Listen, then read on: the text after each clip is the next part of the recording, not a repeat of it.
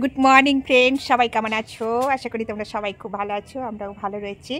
শরীরটা এখন একটু ভালো আছে আগের তুলনায়। আগে যে প্রচণ্ড কাশি হতো তার থেকে অনেকটাই ভালো আছি। আর আজকে যেন একটু ঠান্ডা ঠান্ডা ভাব লাগছে। আজকে সকালটা মনে হচ্ছে রোদটা যেন খুব মিষ্টি লাগছে, তার জন্য এই রোদে দাঁড়িয়ে আছি। রোদে দাঁড়িয়ে দাঁড়িয়ে আমাদেরকে একটু গুড মর্নিং জানিয়ে দিলাম। এখন বাজে সকাল 9:30। টিফিন করলাম, ঘুগনি বানিয়েছিলাম, ঘুগনি আর মুড়ি এসব খেলাম। ছেলে স্কুলে গেছে, মেয়ে যায়নি। মেয়েটার জ্বর, মানে সাহসীর জ্বর, তার ঠান্ডা লেগে গেছে, সে স্কুলে যায়নি। আর ওনার গেছে স্কুলে, তাকে ইডলি দেওয়া হয়েছে টিফিনে, তো সে গেছে। আর জামা কাপড়গুলো সব স্নান করে রোদে মিলে দিয়েছিলাম, প্রায় অনেকটাই শুকিয়ে গেছে। তো সকাল সকাল স্নান করে নিতে হয়, কেন জানো গোপাল আছে বাড়িতে। তাড়াতাড়ি স্নান করে গোপালকে তুলে সব কিছু ব্যবস্থা করে দিতে হয়, তারপরে আমার ছেলে স্কুলে যায়। তো এখন রান্নাবান্না করবো। তোমাদের দাদাভাই বাজার করে নিয়ে এসেছে, মাছ নিয়ে এসেছে। তো চলো তোমাদের সঙ্গে একবার শেয়ার করি। আর রোদটা থেকে একদম যেতে ইচ্ছা করছে না, এতটা সুন্দর লাগছে রোদটা, খুব মিষ্টি লাগছে রোদটা। আর আমাদের এই গাছটা বেশ বড় হয়ে গেছে, এগুলো সব কেটে পরিষ্কার করতে হবে। অনেকটা জঙ্গল হয়ে গেছে সাইডগুলো, এগুলো একটু পরিষ্কার করতে হবে। তো অনেক কাজ রয়েছে, কিন্তু কাজ করার মতন আর ইচ্ছা হয় না। মানে এই তো ঠান্ডাটা কাটতিছে, এইবারে আস্তে আস্তে গরমের হাওয়া পড়তিছে। এগুলো সব সাফা করতে হবে, পরিষ্কার পরিচ্ছন্ন করতে হবে। তো চলো বাজার কি নিয়ে এসছে তোমাদের সঙ্গে একবার শেয়ার করি। রান্নাবান্না করব। আর এই দেখো মাছ নিয়ে এসছে। এটা হচ্ছে যে মাছটাকে নুন হলুদ মাখিয়ে রেখেছি। এই দেখো, এটা হচ্ছে কাতলা মাছ। কাতলা মাছের চাকা নিয়ে এসছে। এটা হচ্ছে 2 পিস 100 টাকা। ভাবতে পারছো, পুরো একদম আমি মাপ করছি, পুরো হাতের চাটা ভর্তি। দেখো পুরো একদম এক চাক্ষর বলতে গেলে। এই মাছটা হচ্ছে 50 টাকা, আর এটাও 50 টাকা, মানে দুটো মাছ 100 টাকা। কি অবস্থা! আর এত বড় মাছের চাকা, বাবা, তাহলে মাছটা কত বড় ছিল বলো। আর এইদিকে বাটা মাছ নিয়ে এসছে। বাটা মাছটাকে নুন হলুদ মাখিয়ে ভালো করে রেখেছি। এটাও রান্না করব আর এটাও রান্না করব।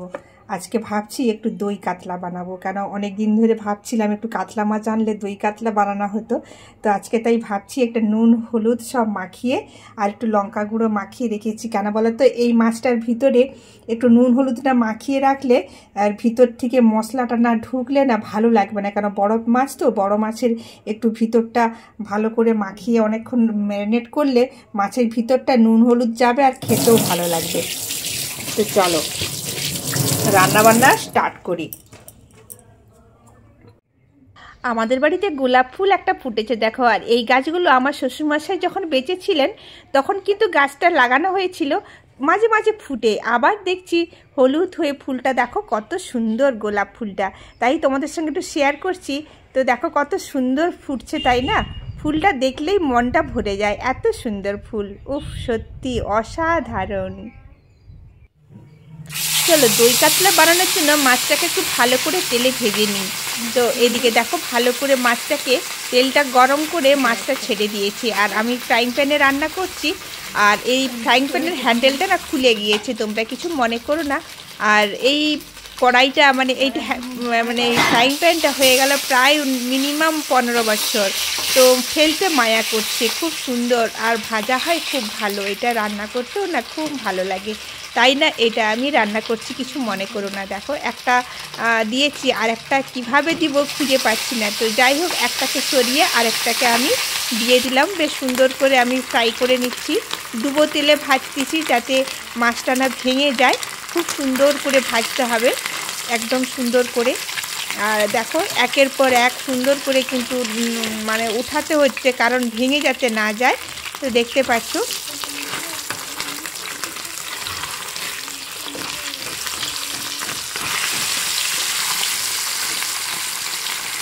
খুব সুন্দর করে ফ্রাই করে রেখেছি। মাছগুলো ভাজা হয়ে গেছে, এখন তুলে নেব। দেখো একদম লাল লাল করে ভেজে নিয়েছি, আর এটাও ভাজা হয়ে গেছে।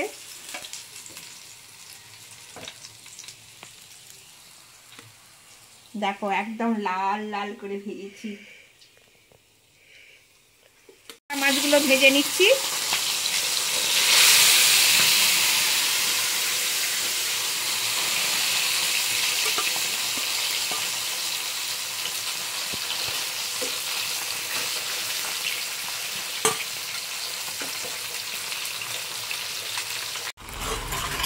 দই কাতলা বানানোর জন্য মশলাটা রেডি করেছি। পেঁয়াজ, আদা, রসুন সবকে বেটে পরিষ্কার করে একদম দিয়েছি। ধনে গুঁড়ো, জিরে গুঁড়ো, লঙ্কার গুঁড়ো, তার সঙ্গে টক দই ফেটিয়ে দিলাম। তো মশলাটা দেখতে পাচ্ছ খুব সুন্দর করে ছেড়ে আসছে। এই টক দইটা দিলাম আমি। আর দেখো আলুগুলো ভালো করে ভেজে রেখেছি, মাছগুলোও সুন্দর করে ভাজা হয়ে আছে। আর দেখো মশলা ছেড়ে গেছে একদম তেল থেকে, মশলা থেকে তেল ছেড়ে গেছে সুন্দরভাবে। এবারে কিন্তু আমি সামান্য গ্রেভির জন্য একটু জল দিয়ে দেব।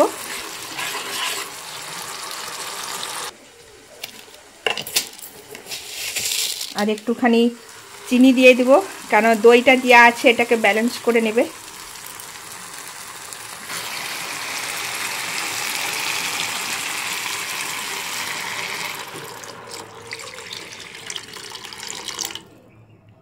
পরিমাণ মতন জল দিয়ে দিলাম।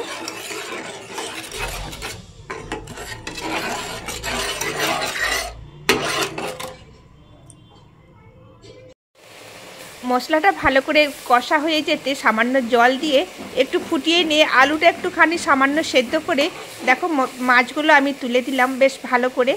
আর এইভাবে কিন্তু আমি রান্নাটা করেছি, বেশি গ্রেভি রাখি না, যাও একটুখানি রেখেছি যাতে মাছটা ডুবে যায় ঝোলের মধ্যে বেশ সুন্দর করে। আর এটা কিন্তু খেতে খুব টেস্টি হয়। আর এইভাবে মানে রান্না করেছিলাম। আর সত্যি কথা বলতে না, এত বড় মাছটা হলে কী হবে, কোনো টেস্ট ছিল না বড় মাছের, তার থেকে যে ছোট বাটা মাছ ছিল এটার অনেক টেস্ট ছিল। যাই হোক রান্না টান্না করে সবাইকে খেতে দিলাম। তো রান্নাটা কিন্তু সুপার হয়েছিল, যার জন্য খেতে কিন্তু খুব টেস্টি হয়েছিল। সব কাতলা মাছের কিন্তু টেস্ট থাকে না। আর এই মাছটা দেখো আমার মেয়েকে দিয়েছি, আমার মেয়ের মুখে হাসিটা দেখো কত খুশি, একদম সুন্দর করে। আর ভালো লাগে বাচ্চাদেরকে আমাকে এইভাবে রান্না করে, সবাইকে রান্না করে খাওয়াতে খুব ভালো লাগে। আর এই দেখো কপি চচ্চড়ি করেছিলাম, আর ডাল, মাছের ঝাল, রায়তা এইসব করেছিলাম। সবাই মিলে আনন্দ করে খাওয়া হচ্ছে। ভাবি মাছ তুলে খাও। আর এই বড় মাছটা দিয়েছি, এরা দুজনে বাপ ছেলে খাচ্ছে। আর সেই বড় মাছটা দিয়েছি, ওরা দুজনে দু বোনে খাচ্ছে। ভাই বড় মাছটা তুই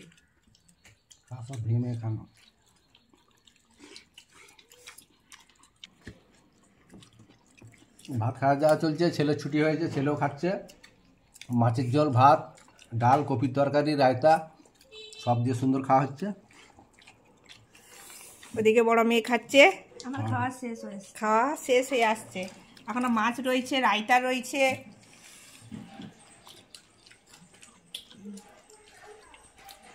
প্রথমবার আমি এতটা মাছ খেলাম, প্রথমবার সে এতটা মাছ খেলো, তাহলে সে তো সত্যি কথাই বললো, কারণ সে তো মাছ পছন্দ করেনি, প্রথমবার এতটা বড় মাছ খেলো সে। এই বড় মাছটা খা। তা খাবে দাঁড়াও। আর এদিকে আমিও খেতে বসে গেছি, সবাইকে খেতে দিয়ে।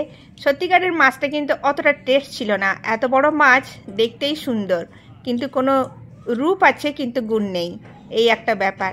কিন্তু রান্নাটা সুপার হয়েছিল, খেতে সুস্বাদু হয়েছে। আর রায়তা, কপির তরকারি সব কিছু মিলিয়ে খুব সুন্দর খাওয়া দাওয়া হয়েছে। এত বড় মাছ, তার থেকে বাটা মাছের অনেক টেস্ট। আর এদিকে দেখো সন্ধ্যেবেলায় সন্ধ্যে দেওয়ার পরে একটু চা বানিয়ে নিলাম। সাধারণত আমাদের বাড়িতে দুধ চা হয় না, একটু দুধ বেঁচে গিয়েছিল, তাই ভাবলাম একটু দুধ চা বানাই। শরীরটাও ভালো লাগছে না, আর মেয়ে কলিং করছে, মেয়ের কাজ করছে ওদিকে, আর ভাবলাম একটু চা বসাই।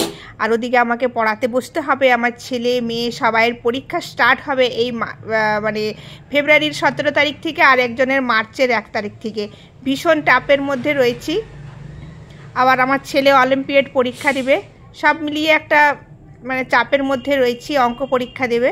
তো এই জন্য মানে ছেলেকে পড়তে বসাতে হবে, তার জন্য একটু চা বানিয়ে নিচ্ছি, টিফিন করে নিচ্ছি সন্ধ্যেবেলায় দেখো। আর এই দেখো দুধের চা। সন্ধ্যাবেলায় কে কে দুধের চা খাবে চলে এসো আমাদের বাড়িতে। দেখো সবাইকে একটু একটু করে দিয়েছি। আর আমার ছেলে মেয়ে তাদেরকে যদি না দিই। শুভ সন্ধ্যা ফ্রেন্ডস, এখন চা খাওয়া হচ্ছে। দুপুরবেলায় তো ভাত টাত বেশ সুন্দর খাওয়া হলো, খুব সুন্দর। তবে বড় মাছ হলে কী হবে, বড় মাছের সেরকম কোনো টেস্ট নেই, কিন্তু রান্নাটা একটু ভালো হয়েছে বলে দই কাতলা বানিয়েছিলাম, তার জন্য খেতে কিন্তু খুব ভালো লাগছিল। এখন এই যে ছেলেকে পড়তে বসাবো, ওইদিকে দেখো ছেলে এক্ষুনি টিফিন করলো। তো ফ্রেন্ডস দেখো ওইদিকে সবাই টিফিন করছে। আর ব্লগটা বেশি বড় করব না, যদি আমার এই ব্লগটা ভালো লাগে লাইক কমেন্ট শেয়ার করে দিও। আজকের মতন টাটা, দেখা হবে পরে।